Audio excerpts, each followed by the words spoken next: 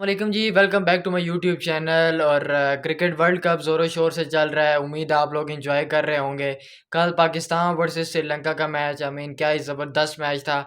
और श्रीलंका ने पहले बैटिंग करते हुए एक मोमेंट भी हमें लग रहा था कि 400 स्कोर होगा, लेकिन I think credit goes to Pakistani bowlers. जिस तरीके से उन्होंने बॉलिंग की एंड स्पेशली मिडल ओवर्स में, और फिर उसके बाद जो लास्ट के 10 ओवर थे जिसमें पाकिस्तान ने जस्ट 61 रन्स दिए, और उसके बाद जो है वो सेंटर में विकेट्स भी निकाली। एंड एट द एंड उन्होंने श्रीलंका को 344 रन्स पे रिस्ट्रिक्ट किया। उसके बाद जब बैटिंग की बारी आई, शुरू में इमाम जल्दी आउट हो गए एंड इसके अलावा बाबर आजम भी अनलकी रहे, वो भी आउट हो गए। सो 37 पे 2 आउट थे उस वक्त। अब्दुल्ला जो है वो क्रीज में मौजूद थे एंड फिर उसके बाद रिजवान और अब्दुल्ला और रिजवान की जो पार्टनरशिप लगी, कमाल। और स्पेशली तारीफ़ करूँगा अब्दुल्ला की, क्योंकि उन्होंने अपना वर्ल्ड कप में डेब्यू किया और आते साथ पहले मैच में उन्होंने जो है वो 100 स्कोर कर दिया। ईज़ी नहीं होता, आप पे प्रेशर हो और आपकी टीम जो है वो 300 प्लस चेज़ की जो है वो 300 एंड प्लस बोर्ड पे हो और आप चेज़ कर रहे हो।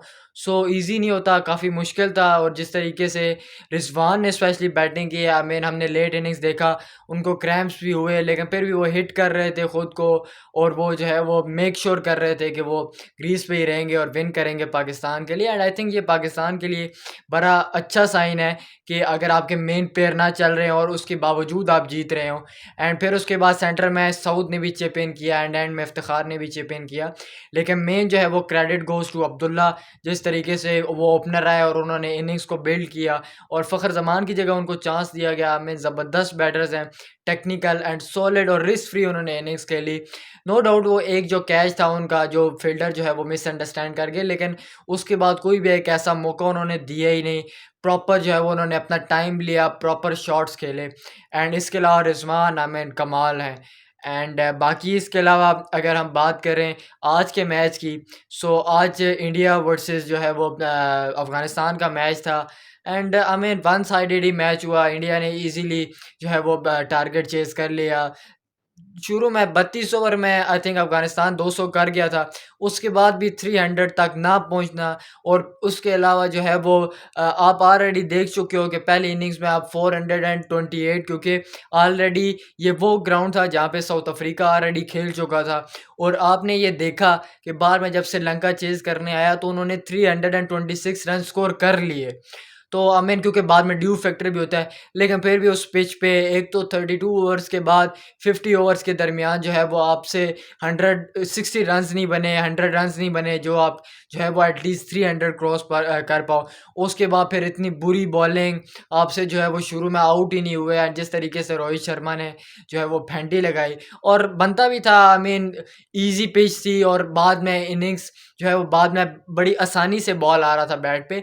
सो टॉस जीत के बैटिंग का फ़ैसला समझ नहीं आया, और ये टूर्नामेंट में आप आगे जाके बहुत ही मुश्किलात होने वाली है अफ़गानिस्तान के लिए, क्योंकि अफ़गानिस्तान और श्रीलंका वो टीम है जो अपने 2-2 मैचेस हार चुकी हैं। और आपको अगर क्वालीफ़ाई करना है तो आपको जो है वो एटलीस्ट टॉप 4 में रहना है। अगर आप टॉप 4 में किसी भी वजह से, वेदर वो रन रेट की वजह से हो या फिर जो है वो अगर आपके पॉइंट्स कम है, फिर तो बात ही ख़त्म है। लेकिन अगर रन रेट, इसका भी बड़ा इम्पैक्ट पड़ता है, क्योंकि जितनी ज़्यादा विकेट से आप हारते हो वो फिर आपके लिए इशू है। सो ये थोड़ा बहुत कंसर्न होगा श्रीलंका एंड अफ़गानिस्तान के लिए। बाकी इसके अलावा कुछ चीज़ें स्क्रॉल कर रहा था, मैं देख रहा था। कैसे लोग हैं, अ, क्या ही बोलूँ मैं, मतलब स्क्रॉल कर रहे होते हैं और कुछ भी जो है वो पोस्ट कर देते हैं। मैं बात कर रहा हूँ इमामुल हक की। नो डाउट उन्होंने कुसाल मेंडिस का कैच ड्रॉप किया जिसके बाद उन्होंने सेंचुरी की। लेकिन उसके बाद जो उन्होंने कैच किया, जिसमें जो है हमने देखा कि बाउंड्री की वो जो निशान लगा हुआ था उससे पीछे बाउंड्री थी। और भाई उन्होंने लोगों ने ये बाकायदा पोस्ट किया कि यार देखें, ये शॉर्ट शॉर्ट बाउंड्रीज़ करते रहते हैं और खुद बाउंड्रीज़ को पीछे। और भाई क्या हो गए? आई मीन कॉमन सेंस की बात है, इतने सारे कैमरास होते हैं, इतनी सारी चीज़ें होती हैं, एक इमाम बाउंड्री को कैसे पीछे कर सकते हैं? और इतना ज़बरदस्त उन्होंने कैच लिया। और भाई अगर आपको नहीं पता तो मैं आपको बताता हूँ। ये बेसिकली पिचेस का डिफरेंस होता है। अगर आप दूसरी पिच पे खेलें तो बाउंड्रीज़ जो है वो अपने वो मीटर के हिसाब से होती है, एंड जिस पिच पे कल खेल रहे थे वो बाउंड्री बिल्कुल ठीक थी। एंड आजकल तो इतने जो है वो कैमराज़ हैं, आप कुछ कर ही नहीं सकते। सो वो देख के मुझे मतलब बड़ा अफ़सोस हुआ। आई मीन हेट समझ आती है एक हद तक, आप क्रिटिसाइज़ करें, प्लेयर परफ़ॉर्म नहीं दे रहा, क्रिटिसाइज़ करें, लेकिन एक इतना ज़बरदस्त कैच उन्होंने किया और फिर उसको कहना जी नहीं ये तो कैच ही सही नहीं है, जी पाकिस्तान तो शॉर्ट बाउंड्रीज़ करता रहता है और खुद ऐसी हरकत। सो आई मीन समझ नहीं आई कि ये क्या था। और बाकी इसके अलावा एक और चीज़, एक और जो बड़ा कंसर्न है शाहीन के लिए, पाकिस्तान टीम के लिए, वो है शाहीन का परफ़ॉर्म ना करना। आई मीन हमने देखा है कि शाहीन जो है वो शुरू में जब बॉल कराने आए तो उन पे लाइन में बॉल नहीं हो रही थी। एंड आई थिंक उस पे जितना मैंने वो मैच में देखा, ऑब्ज़र्व किया एंड उस पे मैंने जो स्टडी की, सो एट द एंड मैंने इस कंक्लूजन पे पहुँचा कि आपको याद होगा एशिया कप में जो है वो इंडिया के अगेंस्ट शुभमन गिल की शॉट पे शाहीन को बॉल रोकते हुए इंजरी हुई थी। एंड उसकी जो फिंगर है वो साइड से इंजर्ड हो गई थी, जिसको रिकवर होने में बहुत ज़्यादा टाइम लगता है। एंड ये बात जो है वो अगर आप शोएब मलिक को फॉलो करते हैं तो उन्होंने भी एक शो में कहा था।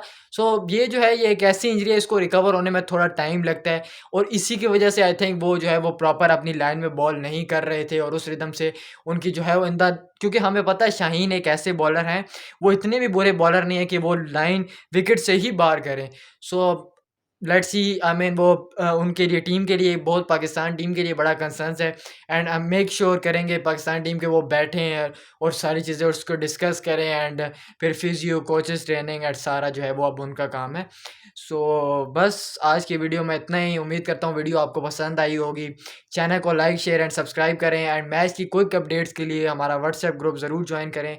फेसबुक एंड इंस्टाग्राम पे हमें फॉलो करें। फिर मिलेंगे नेक्स्ट किसी वीडियो में। अल्लाह हाफिज़।